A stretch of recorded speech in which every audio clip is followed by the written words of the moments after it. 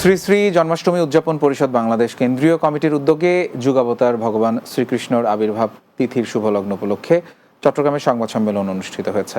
রহমতগঞ্জের কেবি আব্দুল সাত্তার রোডের কেন্দ্রীয় কার্যালয়ে সংবাদ সম্মেলনের আয়োজন করা হয়। এ সময় উপস্থিত ছিলেন চট্টগ্রাম মহানগর পূজা উদযাপন পরিষদের সাবেক সভাপতি অ্যাডভোকেট চন্দন তালুকদার, পূজা উদযাপন পরিষদের সভাপতি লায়ন আশিস ভট্টাচার্য সহ অন্যান্য সনাতনী নেতৃবৃন্দ। 4 দফা দাবিতে আমরণ অনশন ধর্মঘট প্রত্যাহার করেছেন চট্টগ্রামের সদরঘাটের চানবালি ঘাটের শ্রমিকেরা। সেনাবাহিনীর অনুরোধে এই আন্দোলন স্থগিতের কথা জানান শ্রমিকরা। পূর্ব নির্ধারিত কর্মসূচির ঘোষণা অনুযায়ী আজ সকাল থেকে অনশন ধর্মঘট শুরু করেন ঘাটের শ্রমিকরা। এ সময় সেনাবাহিনীর সদস্যরা তাদের বুঝিয়ে অনশন স্থগিত করেন। পরে বাংলাদেশ সেনাবাহিনীর মধ্যস্থতায় ঘাট মালিক ও শ্রমিক উভয়ের মধ্যে সমঝোতা করা হয়। চট্টগ্রামে বসত ভিটা থেকে উচ্ছেদ এবং মিথ্যা অপপ্রচার প্রতিবাদে সংবাদ সম্মেলন করেছেন ভুক্তভোগীরা।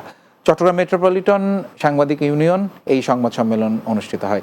এতে লিখিত বক্তব্য পাঠ করেন মোহাম্মদ ফরিদ। তিনি বলেন, এলাকার চিহ্নিত সন্ত্রাসীরা ভুক্তভোগীদের নানা হামলা, অত্যাচার, নির্যাতন চালাচ্ছে। এই ব্যাপারে প্রয়োজনীয় ব্যবস্থা প্রশাসনের কাছে দাবি জানান তারা। এ সময় মোহাম্মদ আশরাফুল, মোহাম্মদ কাশেম, মুনতাসির, ওমর ফারুক, আরমান সহ ভুক্তভোগী পরিবারবর্গ উপস্থিত ছিলেন। রাতের বাংলায় আরও একটা বিরতি নিচ্ছি, কিছুক্ষণ পরেই ফিরছি, আমাদের সঙ্গেই থাকুন।